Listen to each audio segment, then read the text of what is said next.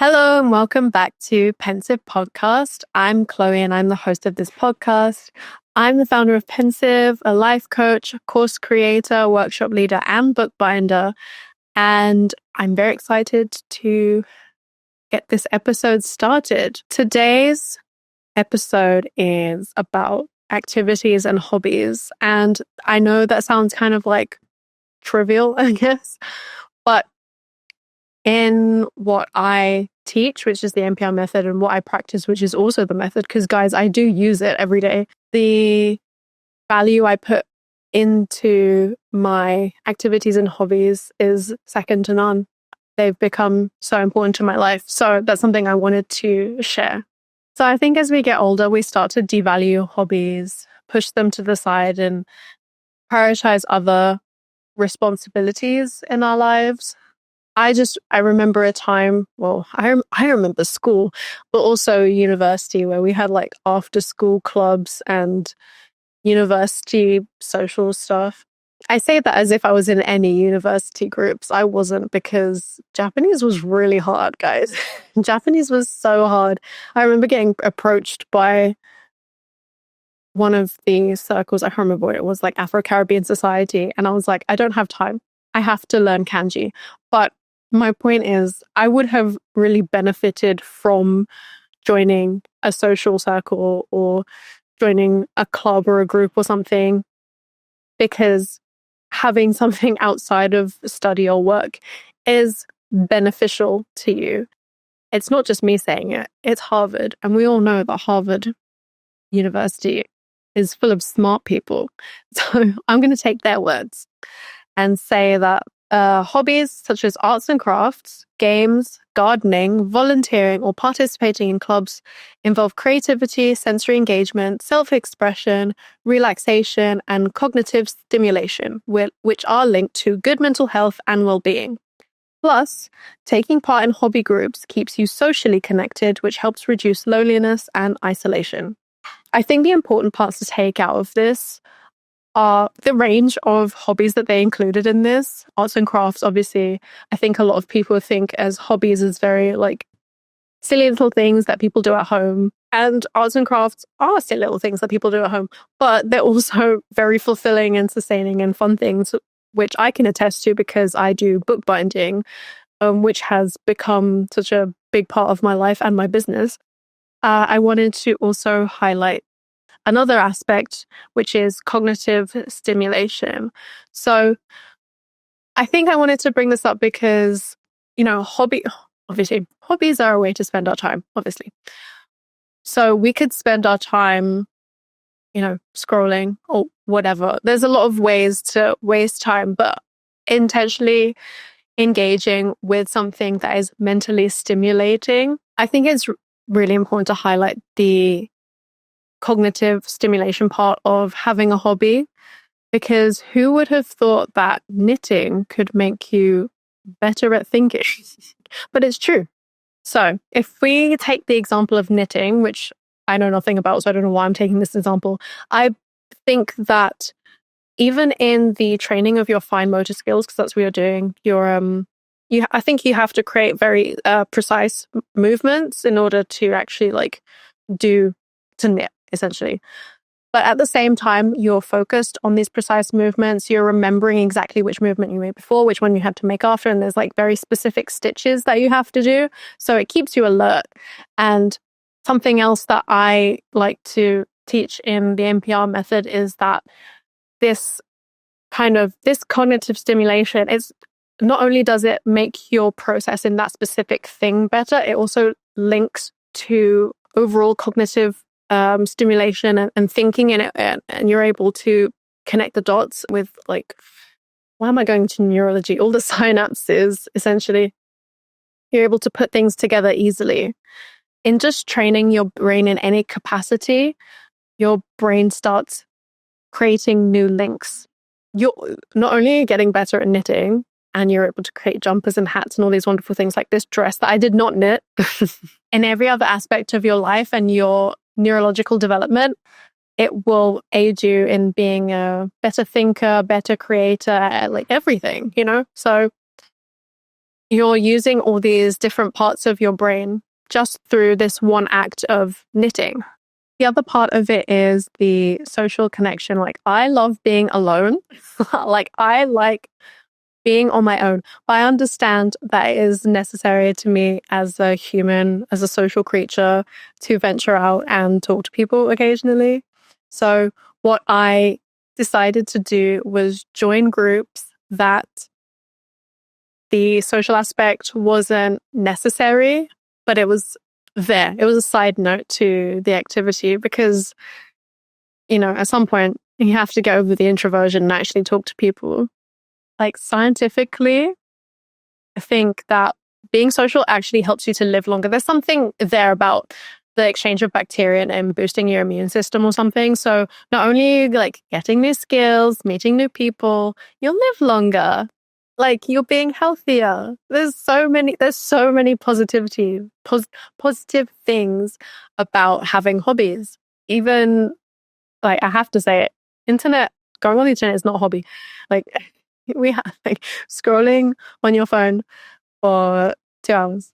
It's not a hobby. The social aspect of hobbies obviously is very important, but the act of doing something in itself with no fixed outcome, I think, is very good for a lot of people because we've been told that goals and like end results are very important.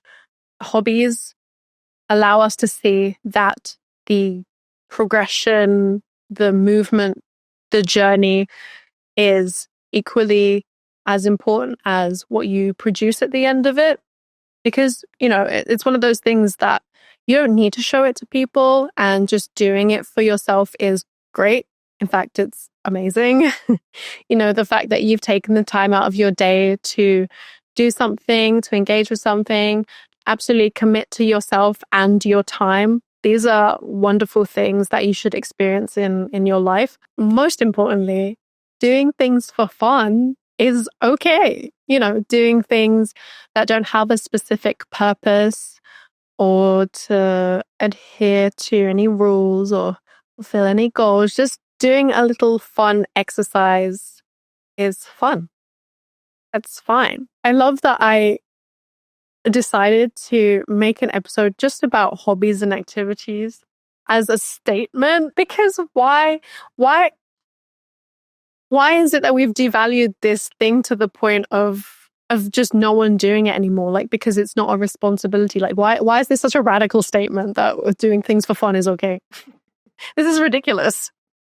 Anyway, aside from the radical statement that hobbies are good, I think just interacting with people through a shared interest is great to expand your social circle. I've met a lot of people that I would never have met because we have a shared interest in bookbinding, in writing, in all kinds of things. And I go to a book club and I talk to people that I would never have conversations with because we all like to read nonfiction. And a lot of people want to start a hobby and they don't know where to begin. So I would say that just find something that you're just like slightly curious about. Or it could be something that you've done previously in your like childhood and teenage years that you want to pick up again. Find something you're interested in. So how I got into bookbinding is I love journals. I love writing in journals. I love planning in journals. I just scribbling, doodling, whatever. So I thought, why not just get hands-on and make my own? And also I have this intense need to do something weird, like at all times. I need a weird thing to do. So that's how I found my way into bookbinding. It was just so fun. I remember turning up at the first session and seeing all the possibilities of books and all the stitches and all the materials laying out in front of me. And I thought, this is amazing. Like, I can do anything. I can create all the pages that I want. I can do all the colors and whatever. And then when I actually got into bookbinding, I realized, there's always there's a community around it. For a lot of hobbies, there's already like an online community or an in-person community. and they have this tool and they have this thing and they have this machine, and you suddenly think, oh no, like I need a cricket and I need this and I need, like all these really expensive tools and machines in order to pursue this hobby. And for some hobbies, that's probably the case. If you're like the horse riding, you're like a horse leader. A lot or most hobbies, you can start with the bare minimum and get creative with the resources that you have at hand in order to enter into it. So I know a lot of people, they see bookbinding, for example, and they think they need very specific tools in order to just do it as a hobby. Whereas when I learned, you just needed like a piece of cardboard and some scissors and a bone folder, and that's it. Like, keep it simple. Don't put yourself off from enjoyment because you think you don't have the money for it, because that's not what a hobby is about. You shouldn't have to be stressed about something looking the best to other people, being aesthetically pleasing when you haven't even started to enjoy the process. The other side of that is as well, I've had this thought, I'm sure everyone has had this thought, as soon as you start getting into something, you think, how can I sell it? I wonder if anyone else would be interested in it. How can I make money off it? Don't do that. You don't have to monetize everything. Don't listen to what the monopoly man is saying. He's not in charge of our life. We don't need to buy 6 houses to rent to the populace. Just do what you want. I don't know why I went down the monopoly man route, but you know what I'm saying. This just kind of creates pressure on you to perform consistently and meet audience expectations. You don't need to do that. You can just enjoy not being good at something. I've enjoyed that. That's a massive learning curve for me. I'm usually good at everything. Well, not everything, but I'm used to trying things and finding them easy or semi-easy, and I am able to just do it to a certain level. But there's been a lot of things recently where I try it and I'm like, I suck at this. And it's to embrace that feeling of not being good and just doing it anyway because you're finding it fun. I think that's a very scary thing for a lot of people, to be able to push themselves outside of their comfort zone. But once you do that, once you've actually pushed yourself, not only will you feel such internal pride that you were able to do something persistently and consistently, but that you got that just like 1% better at what you wanted to do. And you could see the improvement in yourself. And it's not about showcasing it for Instagram or whatever. It's just you being proud of yourself for the progress that you've made. And now you can do this thing. And it's fine, because at the end of the day, hobbies are just about making you happy and feeling good. It doesn't require any perfection at all. And I think the beautiful thing about, especially like arts and crafts, is that when people do them, they can see their imperfections, and it just makes it more human, especially in this like era of AI, scary. And seeing something is slightly imperfect, slightly human, and someone's put their hands on it and created it, I think that makes it a lot more beautiful. In my personal practice and in the NPR method, we have what are called NPR activities. So I've been talking about hobbies, and to me, hobbies kind of overlap with activities and they kind of mix into each other. And NPR activities, I want to explain because they incorporate hobbies and also just various other, let's call them activities at the same time. What an NPR activity is, it can be anything, and it can be broken down into M, P, and R. So each thing that you do has a mindful, productive, and relaxed equivalent. The reason I talk about hobbies and activities separately is because activities can be kind of like work-related activities, and there are hobby activities. Because I don't think if I said to you activity, it would include like work as well. But the reason I started talking about hobbies specifically is because I really want to help you to understand that within the NPR method, the idea is to make these activities on equal standing so that your hobbies and your work-related activities are of equal importance. when you do go about utilizing the method and scheduling your day and scheduling in your activities, because they are all under NPR activities, you will not prioritize your work over your hobbies. They are of equal and they deserve an equal spot in your day. So I don't think at this point that I would need to reiterate the importance of responsibilities and work-related activities. I think we're beyond that. I think we need to pull it back and talk about hobbies as being important. Within a lot of like life management methodologies, productivity methods, organizational methods, they prioritize goals, whereas within my method, I prioritize activities. So goals are a very big part of the method. But in your day-to-day, what you'll be using are activities in order to progress towards these goals. So it's not outcome-based, it's progression-based. It's about where you are going rather than where you ultimately want to end up. If you want to know about the actual like how-tos of how to use the method, there will be a course that I will be putting out online. But for now, I just want to talk about the importance of activities. The most important thing in the method will be that your mindset around each activity is important in your progression towards these goals. And so I want to use some examples of my activities and how I NPR them essentially.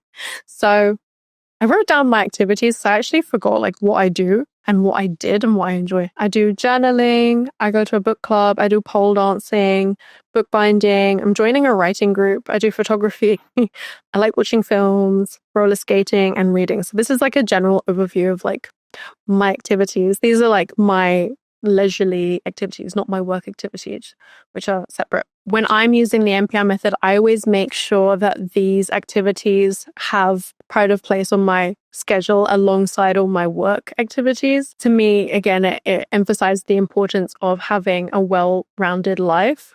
So the way I choose to do this, I have MP and R like equivalents of all of these activities. I talked about it very, very briefly on the episode with Pinky, but I do pole dancing. I just wanted to explain a bit more because I feel like it's I do pole dancing. It's just like a class that I take. It's filled the gap for me in terms of sport because it combines dance and fitness and a sort of movement style that I really like.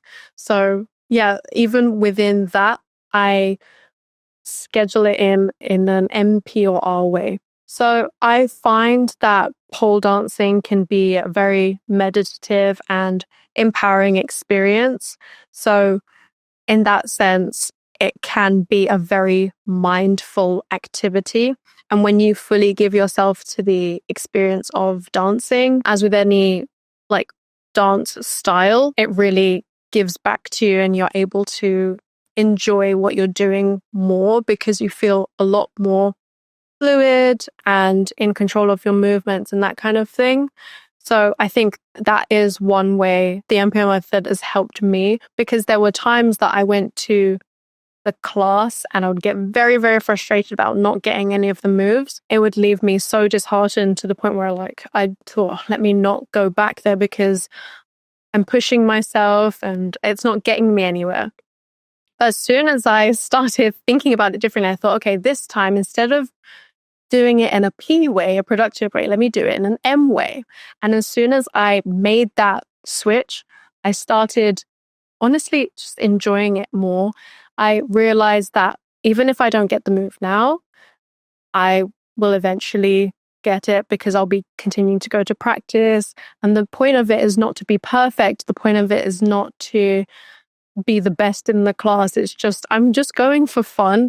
I think that's what I really forgot is why I started it in the first place and why a lot of us start hobbies in the first place, because it looks really fun. And if you lose that sense of why, then immediately like the whole point is lost. If you keep switching up your mindset behind it, because P can be fun, productivity can be fun. When you go and you do pole hire and you know you're completely invested in it, like it's really, really fun. When I'm completely relaxed in class, that's when all my work comes together. And I feel like that's the case for most things.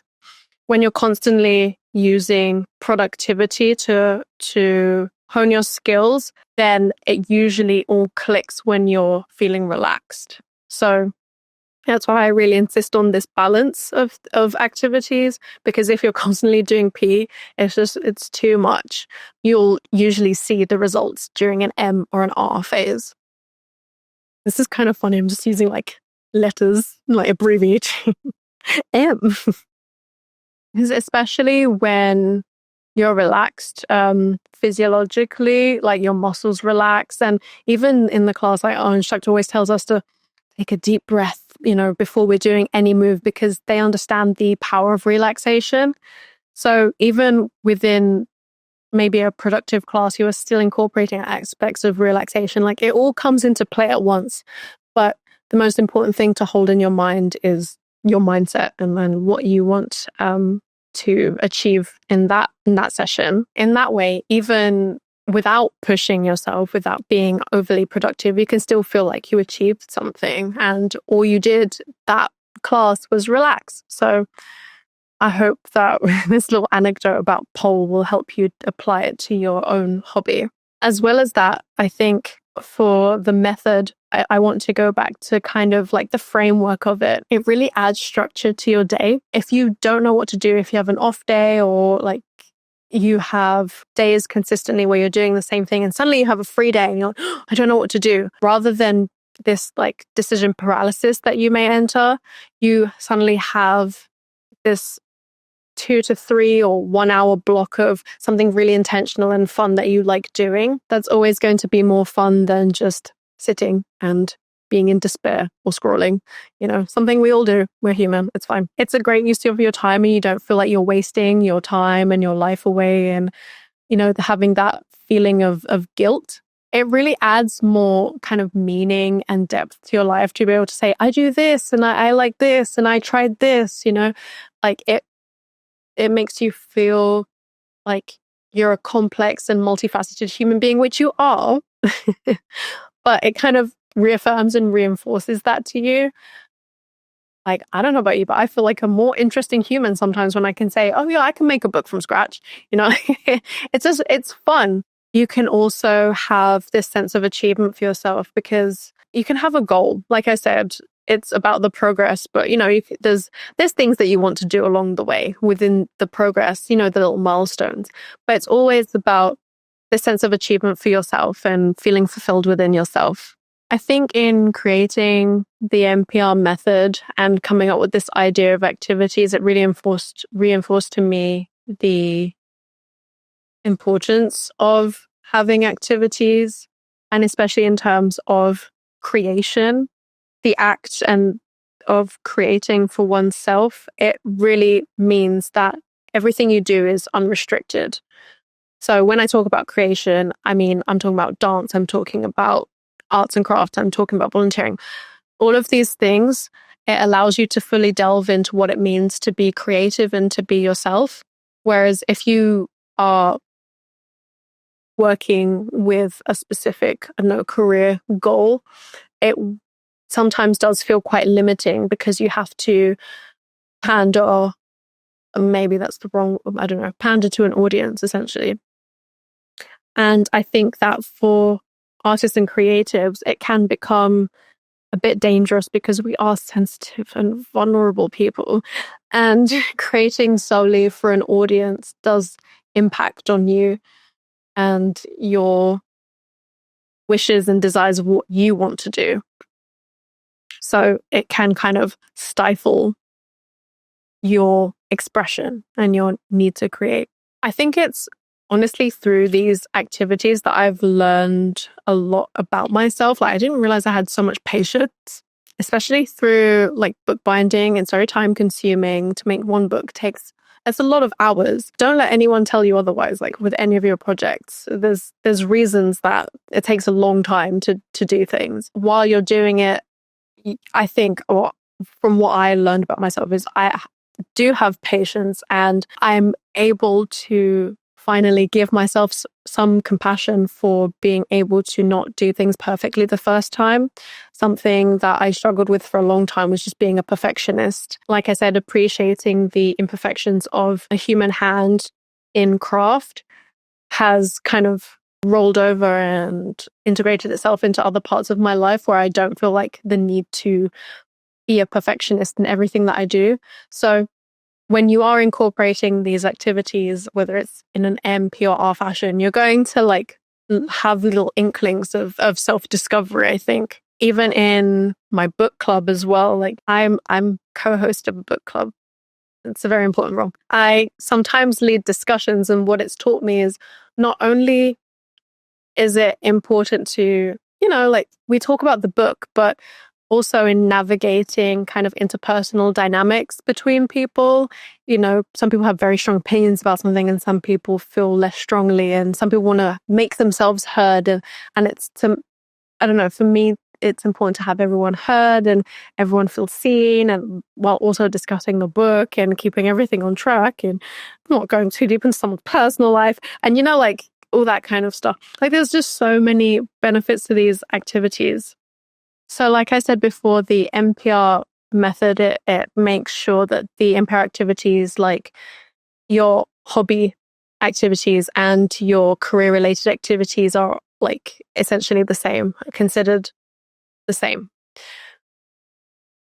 So for me, I currently do writing as both a personal activity and a professional activity. So I have this Substack that I write for as in the form of a newsletter, and I have possibly a book on the go, who knows, and a personal book on the go also, who knows. There's a lot of projects going on at once. At first it was kind of difficult to separate the two, but I thought I have this whole method that allows me to function with and understand the act of writing in different ways. So as soon as I used the method and I applied P in a certain way and R in a certain way, it suddenly turned from a goal-oriented activity where I have to write this number of words and I have to have this specific outcome. Now it's become purely process-oriented activity, which has greatly increased the speed of my writing and my dedication and consistency. So maybe we'll be seeing that book sooner. Not promising anything. There's so many ways to approach different activities and blend them together and not feel so encumbered by them and think, okay, my writing has to be only for the specific purpose. It's only for professional reasons. It's only for myself. Like as soon as you decide how to approach it, it opens up this new way of thinking and new possibilities of actually doing it.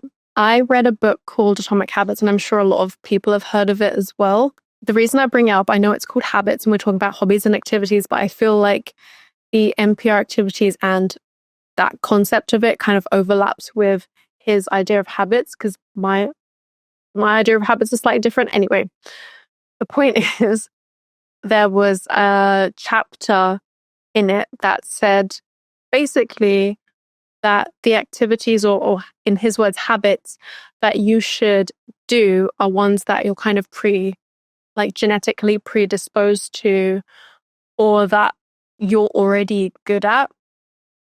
And I wanted to push back against this because I really believe, like I've been saying this whole time, is that the things we do should have an emphasis on enjoyment.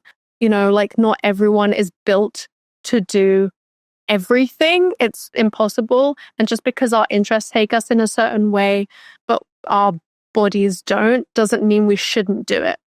So I just wanted to bring this up in terms of activities, because my thinking is always to let your curiosity guide you and nothing else. Why should anything else hold you back? Because with activities and habits or whatever, it's, like I said, not normal to be good at it straight away. And we should allow for the act of pursuing it to be the primary goal, because mastering a skill after persevering is incredibly rewarding. So I think that's not something I just wanted to put out there, because I know a lot of people have read this, and I don't want anyone to be put off by like lack of resources or lack of fund, or like that's a really like big thing to say, because I know like a lot of people have limited resources and limited funds, but we should not have limited enjoyment because of this. We can always use what we have to hand and not feel put off by what we don't have, I think.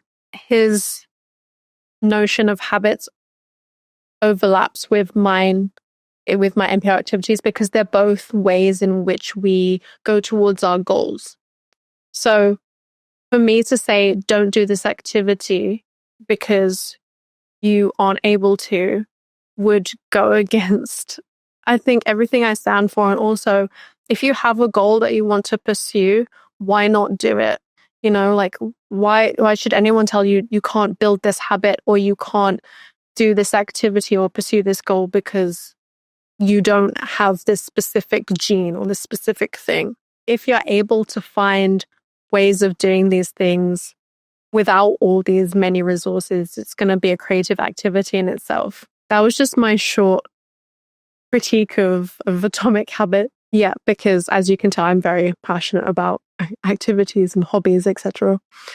It's just not to give up on your hobby, your activity, your goal, whatever it is, because of this preconceived idea that it's not within your current capabilities, because the whole idea of activities is the progression.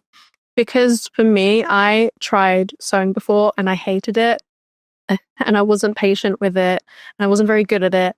But I was curious about it because I do enjoy fashion and I like clothes. But what's very interesting is that sewing is such a huge part of bookbinding. You have to sew all the pages together. And at first, for me, again, I thought, oh no, I'm not good at sewing. I don't enjoy it. But because it became part of a different skill set and I was able to approach it in this way, and it had this specific outcome, which was creating a notebook, that became more fulfilling for me. So if I didn't persevere, if I didn't have this curiosity about it, if I thought, oh, I've already done sewing and I've already proved to myself that I'm bad at it and given up from that moment, I never would have found this new avenue. I never would have opened up a new interest and been able to like sell notebooks and books or whatever, you know? So it's just a personal anecdote to show that there's no one perfect way of doing things and engaging with things. There's like so many different ways to be creative and different hobbies and activities. I love these words, hobbies and activities. Your previous experience should never deter you from your personal achievement and eventual success. Activities are a very important part of like the structure of our day and how we navigate our lives and our social circles. So I really hope that this episode helped you to reevaluate the prioritization of activities and hobbies in your own life.